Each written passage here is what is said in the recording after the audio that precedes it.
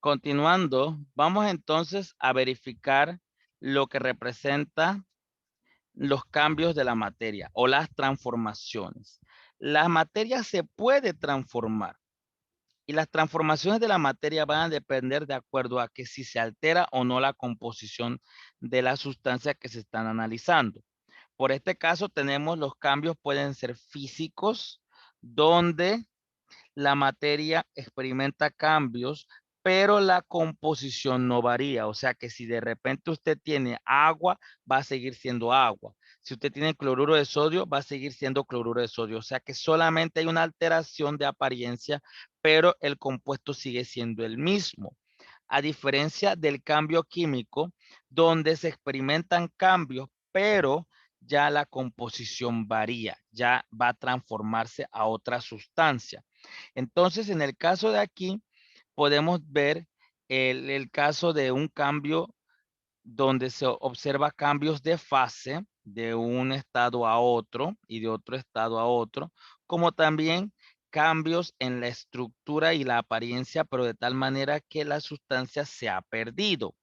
Por ejemplo, aquí vemos cambios físicos, solamente cambios de fase. El hielo sigue siendo una molécula de agua, como también si lo evapora sigue siendo moléculas de agua. Pero a diferencia de esta, donde vemos una alteración mucho más drástica, vemos una parte que no está carcomida y otra parte que sí está carcomida. Eso es indicativo que aquí ha ocurrido un cambio químico, porque ya esto que está aquí en blanco, que es un hierro específico, no va a ser la misma de acá, porque este metal ha sido oxidado. O sea que aquí tenemos el óxido de ese hierro que estás analizando. Por lo tanto, la composición de la sustancia ha sido alterada. Entonces, esas transformaciones o cambios químicos me permiten entonces tener evidencia. Por ejemplo, tenemos esta evidencia que se representa por formación de precipitado o de grumos, también por liberación de gas, también por cambio de coloración y también por liberación de calor. Estos son formas en que se manifiestan cambios químicos. Entonces, la liberación de la burbuja no es solamente es indicativo de que, bueno, yo veo que el agua cuando se está convirtiendo en gas empieza a formar burbujas. Eso es cierto, pero la única diferencia es que se necesita calor para que pueda entonces convertirse en gas.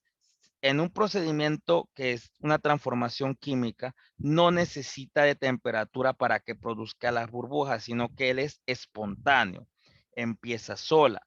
Entonces, esas transformaciones o cambios químicos reciben el nombre de reactividad.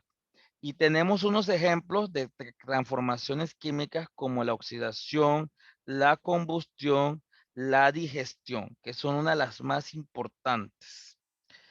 Ahora, aquí tenemos un ejemplo de cambio físico. Vemos cómo la sustancia no se altera, pero aquí el cambio es más brutal porque en el cambio químico vemos que la sustancia en algún momento empieza a cambiar. Inclusive el ejemplo que les muestro a la derecha se libera calor. Es un procedimiento muy exotérmico. También podemos hacer descripciones de las sustancias, en este caso las propiedades de la materia.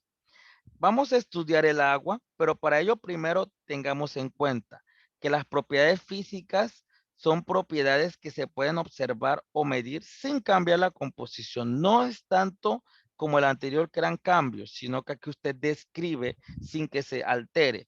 Igual pasa con la parte de las propiedades químicas. Usted lo puede describir, pero eh, sus procedimientos implican siempre manifestación del compuesto. Miren, si analizamos el agua, aquí tenemos propiedades físicas porque vemos el estado físico, que es sólido, que es líquido, que es gaseoso, que no tiene color, que no tiene olor, que no tiene sabor y sus puntos de congelación. Todos estos son propiedades físicas del agua. Pero si nos vamos a las propiedades químicas, vemos que la alteración es mucho más brutal porque hablan de reacciona con, se oxida con, puede degradarse, o sea, son lenguajes que se utilizan para distinguir el cambio físico del cambio químico.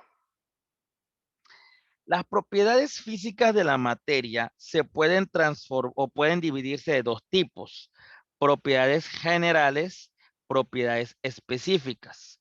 ¿Cuál es la diferencia? Las propiedades generales se pueden ir alterando, o sea, usted puede tener masa, peso, volumen, y eso puede ir variándose de acuerdo con la cantidad de materia que usted tenga presente.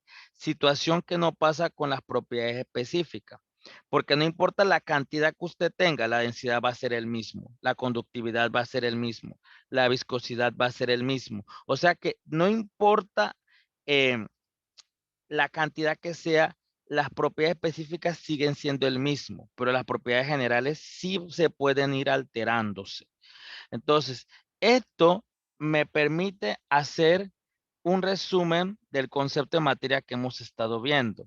Todo aquello que tiene masa y ocupa un espacio tiene propiedades comunes a los cuerpos como extrínsecos o generales: masa, volumen, peso, densidad, impenetrabilidad, divisibilidad, inercia, dureza, como también intrínsecas, físicas y químicas: densidad de física, elasticidad, solidificación, estados de la materia, cuáles son los puntos de fusión, punto de ebullición, conductividad. O sea que aquí usted está viendo el resumen de cómo te das cuenta de las propiedades físicas que tiene la sustancia. Y las propiedades químicas ya involucran cambios en su estado, por ejemplo, oxidación, putrefacción, combustión, fermentación. Quería también mencionarles, antes de terminar, que las propiedades específicas son específicas de una sustancia. O sea, la densidad del agua es esa. Nadie va a cambiar que ese es de otra sustancia. O sea, pero la masa lo pueden tener varios, volumen puede tener varios, pero la densidad, la conductividad, la viscosidad, o sea, estos puntos son exclusivas para una sustancia específica. ¿Ok? Entonces, con esto termino este cuarto video. Ya estamos llegando a la terminación de este resumen.